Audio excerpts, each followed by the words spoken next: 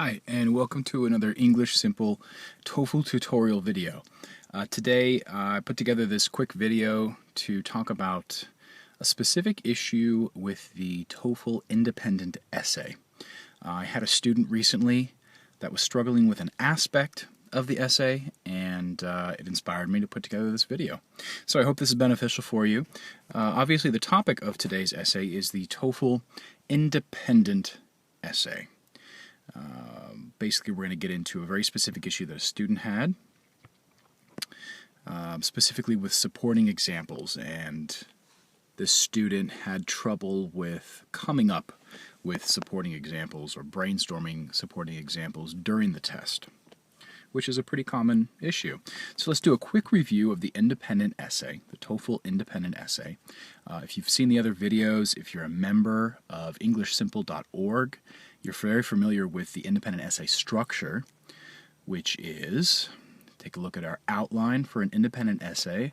You have an introductory paragraph. This is the paragraph that introduces the main idea, your thesis, and probably introduces your body paragraph supporting ideas. So you have your intro paragraph followed by a body paragraph. Usually there's two. I recommend two, at least two.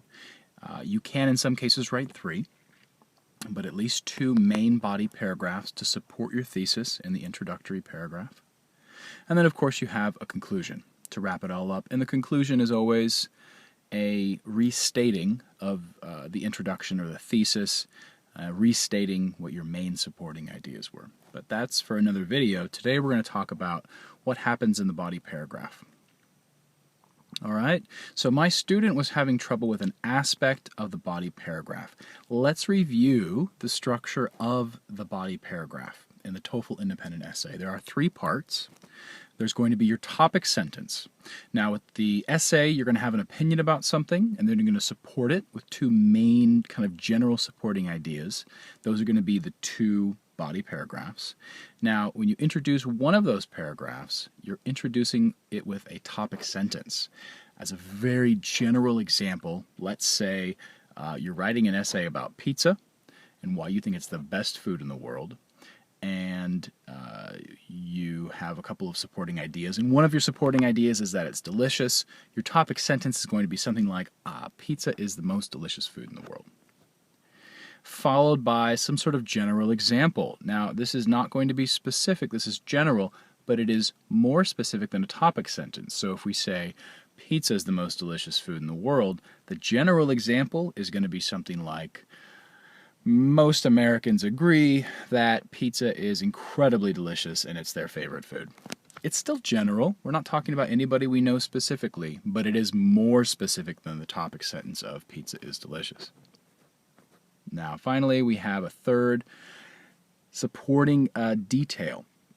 Now, I try to get my students to use personal examples with this, meaning we said pizza was delicious. Then we said, for our general example, that a bunch of Americans love pizza and it's very popular in this country, if you're in America. And then finally, specifically, personally, I think pizza is the most delicious food in the world, and one time I had a piece of pizza that, melted my brain, etc. The idea is it gets specific, it gets personal, and that's the third idea, and that's really what my student had trouble with. And that's what we're going to talk about, how to generate ideas for your specific personal example. Okay? Which can be tricky because of the TOEFL time constraints and our nerves, and we're trying to come up with ideas and there's a lot of stress. Maybe we've taken the test like 50 million times and we hate it. Everybody hates the TOEFL. But we're just trying to get through it, and it's difficult to come up with specific personal examples in the middle of the test. It's the last aspect of the test. It comes at the very end. You're exhausted. So the purpose of this video is to teach you how to practice for this and how to really use a specific exercise in order to, get better at coming up with specific personal examples for your essay. Now, my student had a problem. They didn't know how to do this. It was a big old question mark, and they said, I struggle with this. I can't think of any personal examples when I go to do this. All right? To support my topic sentence. Now, 2 tips for coming up with personal examples. First of all, If possible, you want your personal examples to be professional or academic. What does this mean? This means that if you come up with a personal example, it should be somewhat professional, meaning you talk about a time you had a job that was related to that example, or it could be academic. You reference a class you took, or you reference a teacher that you had once, something to do with the university. Look, the TOEFL is all about applying English in a university setting. So if you can relate that back to them, if you can speak their language, it's only going to register better with them. They're going to click better. They're going to give you a better score. That's just the reality of it. So maybe you talk about something in the workplace or you talk about a class. The second idea for a personal example is it can be true or you can completely make it up. Now, there are some TOEFL teachers who will tell you, don't make it up. It's easier to think of a real personal example than it is to make something up on the spot. Now, I've had hundreds of students, and every single one of them has been different, and they all had strengths and weaknesses. And some of them were very good at making up stories, and others were not. So, the point of this is, if you cannot think of a story, if you cannot tell a good story or make it up, then definitely it should be true. Okay? However, if you are good at telling stories, if you are good at making things up on the fly, which means spontaneously, then absolutely, make it up. It doesn't have to be true. All right? So let's get on to the actual exercise. How are we going to practice coming up with these personal examples? A little behind here. How? There we go.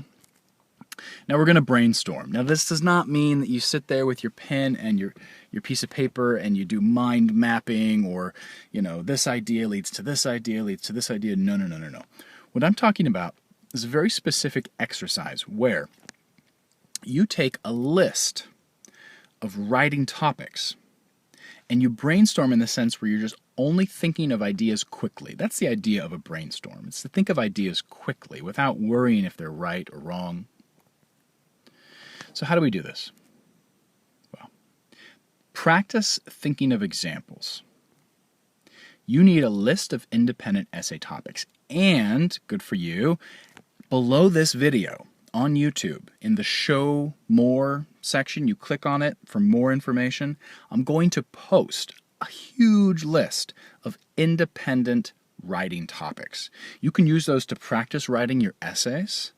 You can also use those to do this exercise. And I'm about to explain this exercise, but it's going to be a huge list of independent essay topics in the text underneath this video. Okay, so you're going to have to click on it after you finish watching the video. Don't go there now. We're going to practice using keywords, generating keywords. So we're going to take our list of independent essay topics, and we're just going to practice coming up with keywords over and over and over again for those different independent essay topics. All right, with supporting examples and supporting details. It's a two-step process. I'm going to explain a little better. The key is we are not writing an essay. The key to this is, repeat, this exercise, we're not writing an essay. What we're doing is we're practicing writing keywords. So you don't need to write too much. Keep it to 1 to 2, maybe 3 words at the most for each one of your examples. Okay? So what we're going to do here is I've pulled an example from the EnglishSimple.org TOEFL preparation course, which you can go to by following the links or going to EnglishSimple.org. Now, this is a question from the practice test in the writing section of the course. The question is, people attend college or university for many different reasons. For example, new experiences, career preparation, increased knowledge. Why do you think people attend college or university? Use specific reason and examples to support your answer. It's a very common type of question. Now, I'm not going to sit and write the essay. What I'm doing is I'm taking this writing prompt, this writing assignment, just like you get on the TOEFL test. It's exactly like the TOEFL test. And I'm practicing brainstorming, supporting ideas, and personal examples. And I'm not writing them all out. I'm thinking of key words that represent those things. So, for this one, why do people go to college? Well, I came up with these are two general ideas. Number one, the social experience, the social benefit you get from it, because you meet a lot of people. It's fun. And the second thing is the benefit for your career. Each one of these would be my body paragraphs. So this would be body paragraph 1, and this would be body paragraph 2. These are the main general ideas. Okay? Social experience and a career. Now, we also have to think of personal examples, right? Personal details. So we come up with very short little words, and then we brainstorm really quickly, and we think of, okay, social example. What are some examples of some socialization we do in college? Well, we make friends, and maybe I met my wife at college, right? And then we get married later on in life. It's a social experience. College, university is a very social environment. So the second one, career. What are some career benefits that we get from university? Personal examples. I made connections that got me a job. I learned how to teach. Maybe I learned how to teach TOEFL in university. In a way, I did. All right? So this is the idea. We're brainstorming. We're not writing the whole essay. We're practicing going, okay, what are my main ideas? What are my personal examples? That's all we're doing. We get this thing here, and we practice this stuff here. Very straightforward.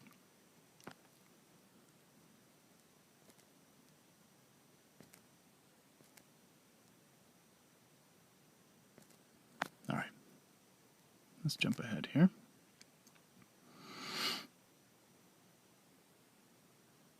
So this example here is about music. Again, this is also taken from the English Simple course, the EnglishSimple.org TOEFL course. People listen to music for different reasons and at different times.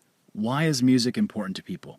Use specific reasons and examples to support your choice. Again, they're asking for specific reasons and specific examples. So I came up with these two ideas. These would be my main body paragraphs: energy and relax. Music gives me energy, and music can relax me. They're opposites, but that's good because it shows contrast. Now, let's think of specific personal examples. Well, how does music give me energy? I think about it. How about when I exercise? I listen to music. It's a personal example. There's content that's interesting that the reader can relate to. You're going to get a higher score. How about relaxing? Music can relax me too. When I study and I'm stressed out, maybe about an exam or something, I need to relax. I listen to music. It helps me focus and it helps me relax. These are personal examples. This is the idea. We're not writing big paragraphs. We're practicing getting a prompt and then coming up with examples. And this is the exercise. You should probably spend no more than 1 to 2 minutes doing each one of these writing prompts, and then move on to the next one. Move on to the next one and on to the next one. Like I said, in the Show More section beneath this video, I'm going to post a bunch of writing topics. Use those to practice. And then, of course, if you want full writing tests, check out the EnglishSimple.org website and the program. We also do feedback for our students. All right? So, the idea is you're just doing keywords. You're not waiting too long. You're just trying to practice getting your brain used to coming up with these ideas. All right? So if you are interested in more help, obviously, this is the part of the video where I tell you about what I do. It's EnglishSimple.org. It is a full online TOEFL course. It's very affordable, and I work very hard for every single one of my students to get them the score they need. I believe really strongly in the program, and I encourage you to at least come and check it out. If you have any questions, you can always contact us. We also offer free TOEFL consultations. So if you go to the site, check it out, sign up for the emails, and hopefully it's helpful. The course itself, we provide, a full course, videos, just like this, full practice tests, and we do Skype consultations and tutoring and coaching. And we have a great track record. So we hope you check it out. You can find us at EnglishSimple.org, or you can go to the link, which is down below, or you can just use this video and the other videos on our YouTube page to improve your score. Check out the comments. If you succeed using these videos, please let us know. Even if you're not a member of the program, we love to hear all of the good feedback.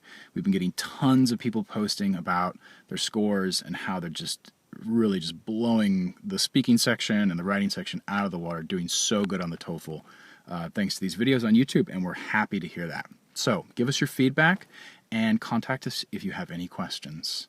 This is Adam for English Simple. Thanks a lot. Take care. Bye.